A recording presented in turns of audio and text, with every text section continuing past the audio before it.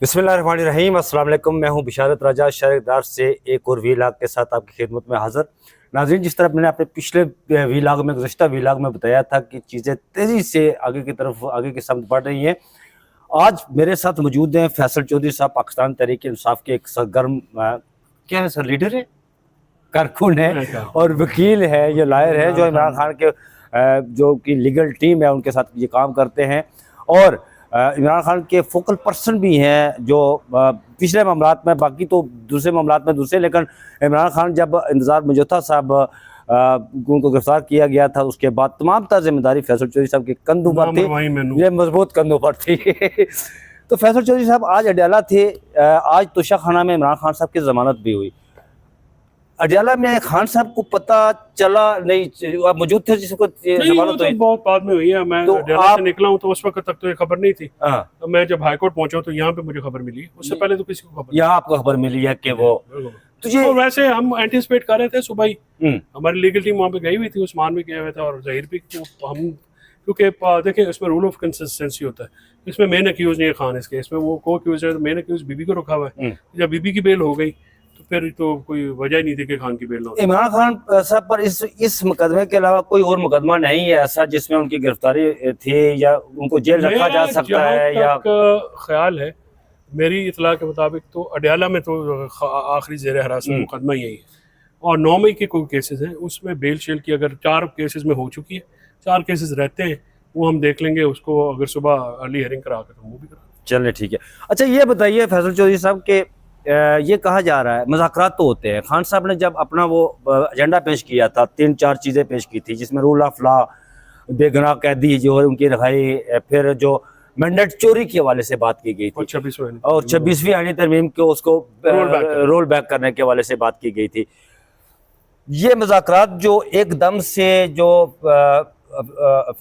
अली अमीन गंडापुर साहब एकदम से जो जिन पर इस्लामाबाद पिंडी के अंदर रोक थी, मुकदमात, वारंट गिरफ्तारी, ये वो प्रोटोकॉल के साथ कल भी गए, आज भी गए, वो क्या पसे पर्दा कोई एक ऐसी ताकत, मेरी तो खबर यही थी, आप मुझे बताएं कि कोई ताकत, कोई पावरफुल शख्सियत जामन के किरदार के तौर पर वो सारे मामला कर रही है? देखिए मुझे इस बात का इल्म नहीं है, मैं प्रिवी नहीं हूँ किसी ऐसी डेवलपमेंट का, लिहाजा मैं जो है गैस वर्क नहीं करता। सीएम है, सीएम जाएंगे तो प्रोटोकॉल में जाएंगे और जेल के अंदर वो जो उनका सिक्योरिटी का अमला होता है सिर्फ वही जग जाते हैं, बाकी अंदर तो 2 लोगों की मुलाकात होती है। वो आज गौरव साहब कल भी थे, आज भी थे। तो ज़ाहिर है जब 24 का धरने का ऐलान हुआ था तो आपको याद होगा उसी में जो जलसा की कमेटी है उसमें मुज़ाकरात के भी पाबंदी थी और उसमें जो एजेंडा भी अहदाफ भी तय कर दिए थे। तो अब खान साहब ने आज भी ये दोबारा उसको दोहराया है। उन्होंने कहा कि वो जो एजेंडा है उस एजेंडे के तहत हमसे जिससे मुज़ाकरात करने हैं, या तो फिर मुज़ाकरात में होता है ऐसा भी होता है ना कि मेरी और आपके मुज़ाकरात है जी, एक एजेंडा मेरा होगा, एक एजेंडा आपका, उसमें फिर बेयर मिनिमम कंसेंसस कौन सा होता है?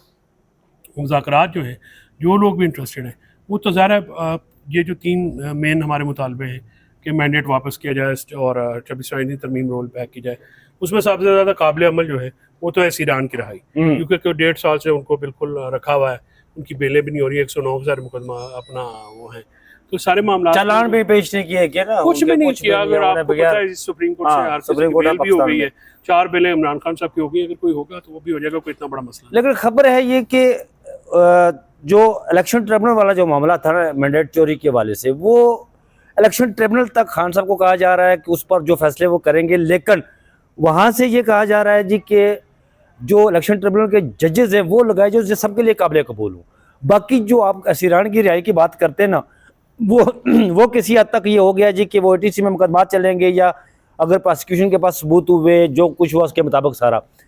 फिर ये भी बात की जाती है कि जो खान साहब ने सुप्रीम कोर्ट ऑफ पाकिस्तान में 11 मई को जो स्टेटमेंट दी थी 9 मई के हवाले से, उसको भी ज़ेर बहस लाया जाता है मुकालमे में कि ठीक है जी ये उसको हम बुनियाद बनाकर आगे चलते हैं। और जो 26वीं आईनी तरमीम की आपने रूल बैक करने के हवाले से बात की, उसमें स्टेप बाय स्टेप के हवाले से ये बात खबर है कि उसको किया जाएगा। आप क्या कहते हैं इस पर? देखिए 26वीं आईनी तरमीम में जो ज़्यादा जो काबिल राज शिके हैं वो तो अदलिया से मुताल्लिक है जी। अगर वहाँ पे कुछ शिके हैं जो सूद से मुताल्लिक हैं या वो जो UAE ने उसमें अपना रखा है उनके ऊपर कंसेंसस हो सकता है। तो 27वीं तरमीम के जरिए उनको रोल बैक कर दिया जाए और पुराना सिस्टम बहाल किया जाए। पूरी सुप्रीम कोर्ट को आईनी मुकदमा सुनने का जो इख्तियार वापस मिलना चाहिए और उसी के आगे चलना चाहिए। तो वो उसके बाद बात हो सकती है। I agree with you. देखिए, होता ही है कि आप CBMs करने पड़ते हैं, कॉन्फिडेंस बिल्डिंग मैयर होता है। फॉर एग्जांपल, इमरान खान साहब की और ईरान की रहाई हो जाती है, तो एक बहुत बड़ा CBM होगा। उसके बाद ये मुल्क में बेचैनी है सियासी, वो भी रुकेगी। तो मुल्क को भी तो किसी साइड पे लगाना है ना। इस वक्त बहुत ज़्यादा पॉलिटिकल इंस्टेबिलिटी इस गवर्नमेंट ने कायम की हुई है, फाइनेंशियल इंस्टेबिलिटी इन्होंने कायम की हुई है, लीगल कॉन्स्टिट्यूशनल क्योस इन्होंने किया हुआ है। सो इस सारी चीज़ को ठीक करने के लिए obviously you need a person like जो स्टैचर है जिसका इमरान खान साहब, जिनको बाहर की दुनिया भी एक्सेप्ट करती है, पाकिस्तान में भी लोग एक्सेप्ट करते हैं। उनकी रिहाई हो जाती है तो वो फिर थोड़ा सा तलातुम खेजी में कमी आएगी और हम किसी साइड पर लगेंगे।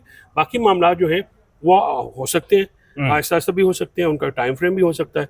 वो इमरान खान साहब की जो टीम है जो लीड करेगी, अगर उसकी तरफ से कोई बात होती है, अभी तक तो कोई ऐसी बात है नहीं, इसलिए आज भी डील का तासर जो है इमरान खान से सख्ती से मुस्तरद और डील का तासर को वो मुस्तरद करते हैं कि मैं डील के तहत नहीं आ रहा हूँ, लेकिन कुछ मजबूरी है। मुझे ये बताएं चौधरी साहब, यहाँ पर ये कहा जाता है जी कि अमेरिका में जो इंतखाबात हुए नहीं होना चाहिए, हम इंडिपेंडेंट मुल्क है, बिल्कुल नहीं होना चाहिए। लेकिन उस वक्त जो वेंटिलेटर की बात करते थे आपके वजीर दिफा ख्वाजा आसफ साहब कि ये अमेरिका वेंटिलेटर है, हम इनकार नहीं कर सकते। अगर वो दबाव नहीं है, अब देखिए यूरोपीय यूनियन भी यहाँ आई हुई है, उसने भी ये मुद्दा उठाया, यूरोपीय यूनियन ने भी। अगर वो नहीं है तो ये प्रेस कॉन्फ्रेंसेस क्यों कर रहे हैं आपके ये जो नहीं, बैनुल अक़वामी दबाव तो डेफिनेटली, देखिए मैं तो इसको रूल आउट नहीं करता। बैनुल अक़वामी दबाव होता है और हम कोई भी मुल्क इस दुनिया में ग्लोबल विलेज में इतना इंडिपेंडेंट नहीं है कि वो हेड ऑन कर ले। देखिए ना, रशिया जैसा मुल्क भी है, उसको भी टेक ऑन करना पड़ता है, डिप्लोमेसी करनी पड़ती है ऐसा, और अमेरिका जैसा मुल्क जो है उनको भी करनी पड़ती है। ये ऐसी बात नहीं होती कि आप जो है बिल्कुल वो पाकिस्तान तो कोई फाइनेंशियली बहुत कमज़ोर मुल्क है तो उसकी इंडिपेंडेंस भी उससे जुड़ी होती है। जितना कोई फाइनेंशियली इंडिपेंडेंस होता है उतना ही आप मुल्क होते हैं। तो इसलिए ये गलत फहमी में नहीं जाए। जो हालात वहाँ पे बदल रहे हैं, हो सकता है यहाँ पे को जो जिम्मेदारान हैं वो ये सोचें कि बजाय इसके कि इंटरनेशनल कोई इंटरफेरेंस हो, तो यहाँ से लोकल जो मामलात हैं उनके जरिए हल कर लिया जाए। तो मैं तो उसका रूल आउट नहीं करता हूँ। एक इंटरनेशनल प्रेशर तो डेफिनेटली है।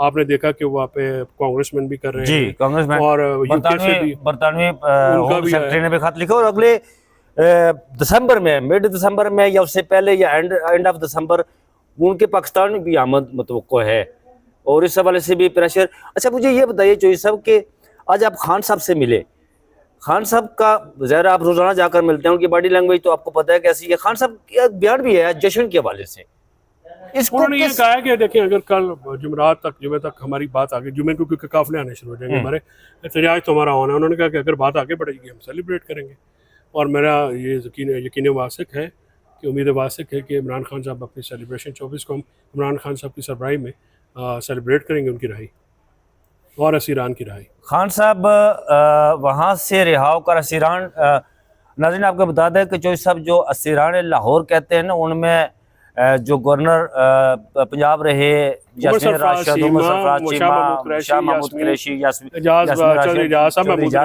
सारे उन लोगों की बात करते हैं जो उस वक्त वहाँ मौजूद हैं। चौधरी साहब ये बताइएगा कि क्या बनीगाला को या जमान पार्क को सब जेल करार दिया जा सकता है? नहीं, क्यों देना है? अब लड़ाई है, कोई केस तो है नहीं इमरान खान साहब, ये वाला मजाक क्यों करना है? खान साहब कल अगर रिहा होते हैं तो कितने दिनों में बनीगाला पहुंचेंगे? अगर जमान पार्क जाते हैं कितने दिनों में पहुंचेंगे? बनीगाला जाते हैं कितने दिनों में? 10 दिन लगेंगे, जमान पार्क में 3 दिन लगेंगे। यहाँ बहुत शुक्रिया चौधरी साहब आपका, आपने मुझे टाइम दिया। आपने चौधरी साहब ने किसी और टीवी प्रोग्राम में जाना है, इनकी जरा नवाजी है कि इन्होंने मुझे वक्त दिया। तो नाज़रीन, मैं बात करूँ, आपको बताऊँ कि आज सुप्रीम कोर्ट ऑफ पाकिस्तान में भी जो फौजी अदालतों के हवाले से जो सिविलियन का ट्रायल्स हो रहा है उस हवाले से भी एक डेवलपमेंट हुई है, और वो डेवलपमेंट ये हुई है कि यहाँ पर जो आईनी सरबराह है, आईनी अदालत के, आईनी बेंच के, अदालत नहीं आईनी बेंच के, उसे अदालत ही कहते हैं, वो जस्टिस अमीनुद्दीन खान, जस्टिस जमाल मंदोखेर और जस्टिस मोहम्मद अली मज़हर, उनकी सरबराही में, जस्टिस अमीनुद्दीन खान के सरबराही में वो जजेस कमेटी का इजलास हुआ। नाज़रीन, उस इजलास में जस्टिस आयशा मलिक को ये कहा गया कि वो जो बेंच बनेगा जहाँ पर सिविलियन का जो ट्रायल्स के हवाले से बेंच बनेगा, कि आया उनका ट्रायल्स मिलिट्री कोर्ट में होगा या नहीं होगा, उस बेंच का हिस्सा जस्टिस आयशा मलिक नहीं होंगी। उसकी वजह यह है कि नाज़रीन, जस्टिस आयशा मलिक मरकजी केस में बैठी हुई थी और उन्होंने फैसला दिया था उस केस में।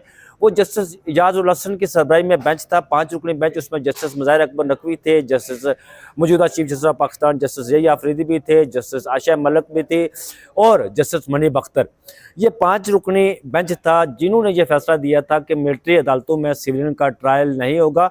और justice chief justice of Pakistan justice यही आफरीदी ने उस वक्त एक अपना नोट अलहदा सा लिखा था। मरकजी फैसले से उन्होंने इत्तफाक किया था, लेकिन उन्होंने अपना नोट अलहदा लिखा था जिसमें उन्होंने सेक्शन 2D को बरकरार रखने की बात की थी कि सेक्शन 2D बाकी रहनी चाहिए।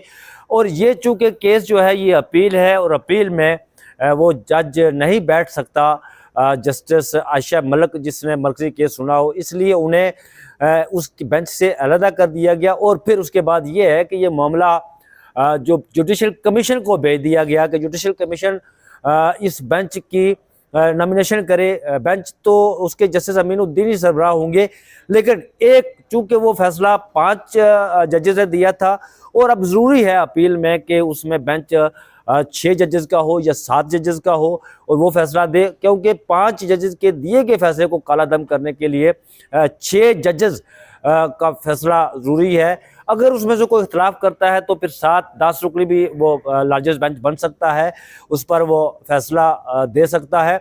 तो जुडिशल कमीशन नाज़रीन उसको ये मामला भेज दिया गया। जो अब जुडिशल कमीशन में नाज़रीन आपको बताऊं कि आपको पता है उसमें अरकान पार्लियामेंटेरियन भी हैं, जिसमें शिबली फराज और उमर अयूब पाकिस्तान तहरीक इंसाफ की तरफ से हैं, जबकि दूसरी तरफ से नून लीग की तरफ से शेख आफ्ताब हैं और एक खातून है जो स्पीकर की नामजद करदा है रोशन खुर्शीद बरोचा, जिनका ताल्लुक बलूचिस्तान से है। और वो खातून मुशर्रफ दौर में बलोच कैबिनेट का हिस्सा रही थी, बलूचिस्तान में जो हुकूमत बनी थी मुशर्रफ दौर में, और वो उस जुडिशल कमीशन का हिस्सा है।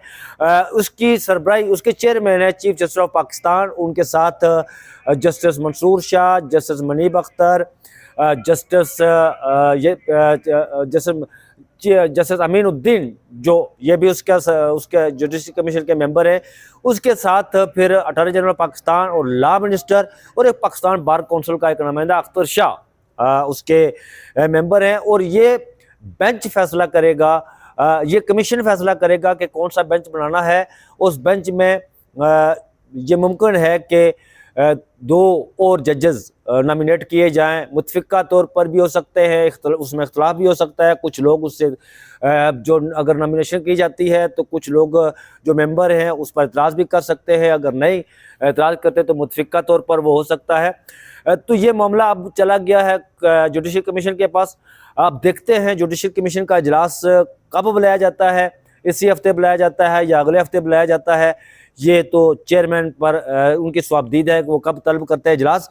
बहरहाल ये मामला अब सुप्रीम कोर्ट ऑफ पाकिस्तान में उठा है और इस पर अर्ली हेयरिंग की दरख्वास्त भी आई है जो लतीफ़ खोसा साहब ने दी थी दरख्वास्त अर्ली हेयरिंग की, उस पर ही आज जजेस कमेटी में ये फैसला हुआ। और फिर साथ साथ आपको बताएं कि जो जजेस कमेटी ने एक आज और भी फैसला किया है, वो फैसला ये किया है कि सुप्रीम कोर्ट ऑफ पाकिस्तान में जितने भी मुकदमात हैं, अच्छा वो मुकदमात कौन से जो आइनी मुकदमात हैं, उनको सब्ज़ रंग की नंबर प्लेट में उसे कहता हूँ, वो जो एक मार्किंग होती है उसकी या स्टार बना होता है, ताकि वो सब्ज़ रंग उसको उस स्टार की सब्ज़ रंग का हो, ताकि हमें पता चले कि ये आइनी मुकदमा है और ये दूसरे बेंचेस के पास है। नाज़रीन यहाँ पर एक दिलचस्प बात आपको और बताऊँ कि जस्टिस अमीनुद्दीन खान की जो एक्सपर्टी है वो है सिविलियन मुकदमात की। तो उन्होंने अब सिविल जज से दरख्वास्त की है, सिविल जज से कहा है जी कि आप हमारी मदद करें कि वो जो दर्जा बंदी के हवाले से जिसे कलर कोडिंग कहते हैं कि ये बताएं कि ये कौन से मुकदमात हैं, ये सिविल मुकदमा, ये आइनी मुकदमात हैं या रेगुलर बेंच के पास जाने के मुकदमात हैं, उनकी खिदमात जो है वो ली गई है। तो नाज़रीन मैंने अपने पिछले वीलॉग में भी बताया था और मैं गुज़श्ता 2 रोज़ से मैंने ये ब्रेकिंग दी थी कि मुज़ाकरात हो रहे हैं और कौन कौन मुज़ाकरात में हिस्सा ले रहा। आपने फैसल फरीद चौधरी साहब को, एडवोकेट जुफ़ा चौधरी साहब के भाई हैं, आपने उन्हें सुना है, उन्होंने मेरी बात की तस्दीक भी की है। मैं थोड़ा सा इस बात पर कि कुछ दोस्त हमारे कहते हैं कि जी ये फेक न्यूज़, मेरा काम है जो मेरे पास खबर होती है वो मैं शेयर ज़रूर करता हूँ। ये अल्हम्दुलिल्लाह अल्लाह का बड़ा करम है कि मेरी आज तक कोई खबर, मैं उस वक्त तक खबर ब्रेक नहीं करता जब तक मैं उसको काउंटर चेक ना कर लूँ, और फिर काउंटर चेक के बाद मैं फिर खबर ब्रेक करता हूँ। मैंने किसी दोस्त ने कमेंट्स किया था जी कि आपने कहा था justice Mansoor Shah chief justice of Pakistan बनेंगे। बिल्कुल मैंने ये कहा था, और मैंने ये कहा था कि माजी के काजी फाइज सर नहीं रहेंगे, वो घर चले जाएंगे रिटायर्ड होकर। लेकिन फिर 26वीं आईनी तरमीम आ गई तो उसके बाद जस्टिस मंसूर शाह नहीं बन सकते, बने चीफ जस्टिस ऑफ पाकिस्तान। लेकिन अब बहुत सारी चीज़ें हो रही हैं, आप देखेंगे कि justice Mansoor Shah chief justice of Pakistan ज़रूर बनेंगे। और फिर नाज़रीन में एक कमेंट्स किया था मेरे गुज़श्ता से पेवस्ता वीलाग पर किसी बंदे ने, मैंने लफ्ज़ मुलाकात नहीं कहा था, शायद आपने गलत सुना था, मैंने लफ्ज़ मुलाकात कहा था, मुलाकातें हुई है, मुलाकात नहीं। और फिर एक और किसी दोस्त ने कमेंट्स किया था कि शायद बिशारत राजा की, मैं वो शेख सादी रहमतुल्लाह अलैह का कौल है, रहमतुल्लाह अलैह का, अल्लाह ताला उन पर रहम करे, उनका कौल है। मैं चूँकि book reading is my favourite hobby और मैं किताबें बहुत पढ़ता हूँ, कि जो इंसान कहता है ना कि मैं सबसे बड़ा आलम हूँ और मैं पढ़ा लिखा हूँ, वो सबसे बड़ा जाहिल होता है, वो अहमक तरीन इंसान होता है। मैंने कभी दावा नहीं किया कि मैं बहुत बड़ा पढ़ा लिखा हूँ। अल्लाह ताला का करम है कि मेरे पास मकतबी तालीम, जिससे उसके बाद PhD है, मेरे पास वो आखिरी डिग्री है जो मेरे पास है, MPhil मैंने किया हुआ है, आखिरी डिग्री PhD है। लेकिन मैं ख़ुद को आज भी मैं सड़क छाप समझता हूँ। मैं वो दरवेश का कहना है कि हमेशा सीखते रहना चाहिए, क्योंकि सीख लेना ही में आज़मत होती है। इसलिए मैं हर लम्हा हर आन सीखता रहता हूँ, आपकी तनकीद सर आँखों पर, और उससे मैं अपनी इसलाह भी करता हूँ, हमेशा की तरह इस दरख्वास्त के साथ कि ये चैनल आपका अपना चैनल है, इसको सब्सक्राइब भी कीजिएगा और वो टल्ली का बटन भी दबाइएगा। मुझे अपनी दुआ में याद रखिएगा, मैं आपको अपनी दुआ में याद रखता हूँ। मुझे दीजिए इजाज़त, अपना बहुत सारा ख्याल रखिएगा। अल्लाह हाफिज़।